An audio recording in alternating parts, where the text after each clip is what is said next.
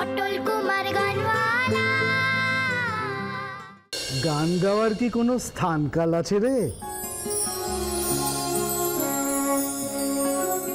গানের কি নেই বললে গো পুরুত দাদু?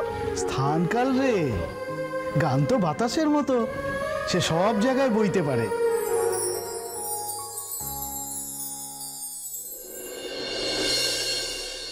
না গো, আমাদেরও বাড়িতে পারেনি।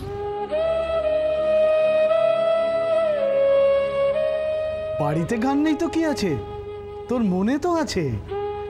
বাড়িতে গান গাইতে না পারলে বাইরে বেরিয়ে গাইবি, কে তোকে আটকায়?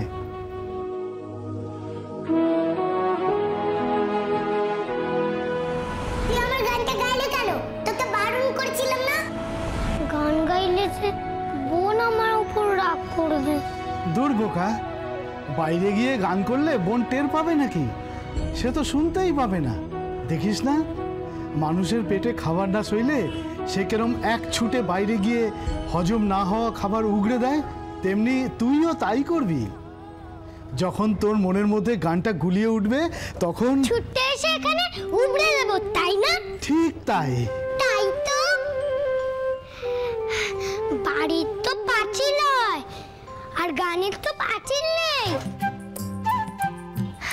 আজকে থেকে যখনই আমার গান পাবে বাড়িতে, তখনই আমি এখানে এসে গাইবো। কেমন ঠাকুর?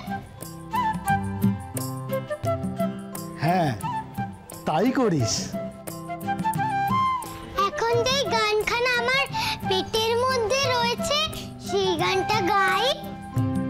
না গাইলে না পেটের ভেতরটা কেমন গুলিয়ে উঠছে গো। গা রে গা, ঠাকুরের সামনে তুই মন খুলে গা, তোর কোনো ভয় নেই। মা আছেন তো, গা গা, প্রাণ খুলে গা।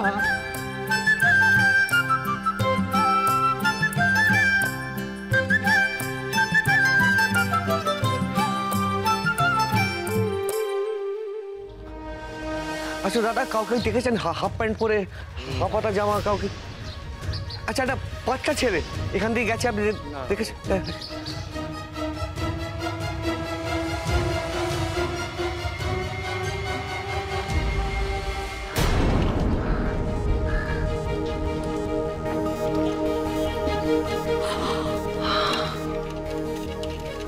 কিরে বসে পড়লি কেন? চল ওদিকটা দেখি। অসম্ভব, আমি আর হাঁটতে পারছি না।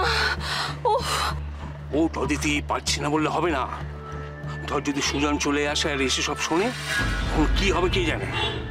বলে যাস না, সুজন কিন্তু এখন তলে তলে ওদের দলে। ওরা যদি ফোন করে নালিশ করে, সুজন ছুটে চলে আসবে।